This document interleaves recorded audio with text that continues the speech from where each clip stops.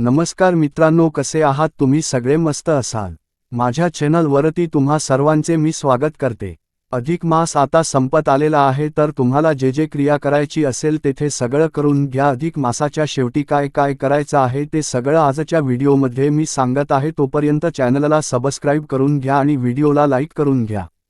तर चला सुरू करूया. अधिक मासात सासूची ओटी का भरली जात नाही? काय आहे यामागील शास्त्रीय कारण, महत्त्व, नियम तुम्हीही जाणून घ्याच. अनेकांच्या मनात प्रश्न येतो की अधिक मासात मुलगी आपल्या आईची ओटी भरू शकते, पण सासूची का नाही? शास्त्रीय कारण, महत्त्व आणि नियम जाणून घ्या.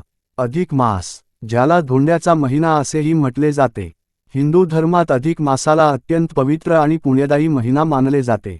यंदा मे 17 ते 15 जून 2026 या काळात अधिक ज्येष्ठ मास, अधिक मास 2026 म्हणजेच पुरुषोत्तम मास साजरा केला जात आहे. धार्मिक मान्यतेनुसार अधिक मासात भगवान विष्णू, श्रीकृष्ण आणि कुलदैवतांची विशेष पूजा केली जाते. या काळात जप, तप, दान, व्रत, पारायण, भागवत कथा, गीता वाचन आणि तीर्थस्नान यांना विशेष महत्त्व असते. या महिन्यात केलेले दान आणि धार्मिक कार्य इतर महिन्यांपेक्षा अधिक पुण्यदायी मानले जाते. अधिक मासात जावयाला वाण देण्याची प्रथा आहे, सोबत कुलदेवतेची ओटी आणि मुलगी तिच्या आईची ओटी देखील भरते. मात्र या मासात मुलगी आपल्या सासूची ओटी का भरू शकत नाही? काय आहे या पवित्र विधीमागील शास्त्रीय कारण, त्याचे महत्त्व आणि यंदाच्या अधिक मासातील नियम जाणून घ्या. अनेकदा लोकांच्या मनात प्रश्न पडतो की अधिक मासात मुलगी आपल्या आईची ओटी भरू शकते, पण सासूची का नाही? शास्त्रानुसार विवाहित मुलगी तिच्या आईची ओटी भरते, कारण आई हे साक्षात लक्ष्मीचे रूप आहे. अधिक मासात मातृशक्तीचा सन्मान केल्याने सर्व ग्रहांचे दोष दूर होतात, अशी मान्यता आहे. या शुभ महिन्यात आईचा सन्मान करून तिची ओटी भरल्यास घरात सुख, समृद्धी आणि माता लक्ष्मीची कृपा कायम राहते, अशी धार्मिक धारणा आहे. मात्र याच अधिक मासात सासूची ओटी का भरली जात नाही? या परंपरेमागे शास्त्र आणि भावना दडली आहे. अनेक ठिकाणी अधिक मासात आई, माहेरची आई, मुलगी, जावई किंवा सुवासिनी यांना वाण देणे आणि ओटी भरणे ही प्रथा अधिक प्रचलित आहे. मात्र काही कुटुंबांमध्ये सासूची ओटी भरली जात नाही. ओटी भरणे म्हणजे नेमके काय? धार्मिक मान्यतेनुसार ओटी याची खरा अर्थ म्हणजे नाभीच्या खालचे पोट, जिथे स्त्रीचे गर्भाशय असते.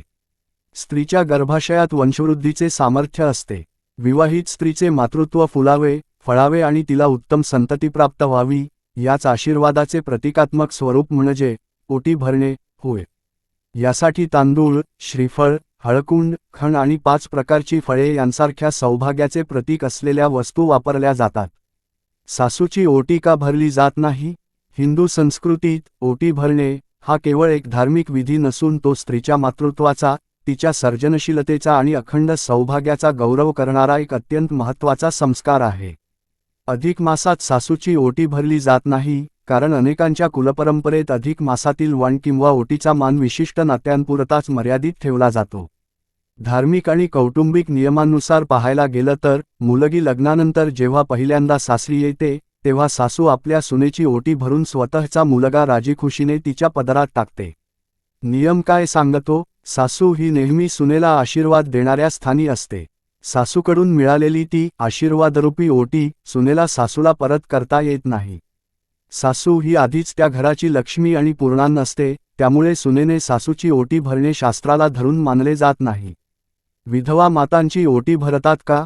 शास्त्रात सांगितल्याप्रमाणे विधवा स्त्रियांची ओटी भरली जात नाही, कारण पतीशिवाय गर्भधारणा शक्य नसते आणि हा विधी नवनिर्मितीशी जोडलेला आहे.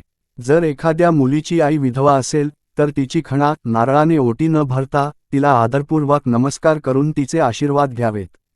पर्यायी उपाय जाणून घ्यायचा असल्याची आईची ओटी भरणे शक्य नसल्यास घरातील किंवा परिचयातील इतर कोणत्याही सुवासिनीची, सवाष्ण स्त्रीची ओटी भरावी. यामुळेही सौभाग्याचे उत्तम आशीर्वाद लाभतात.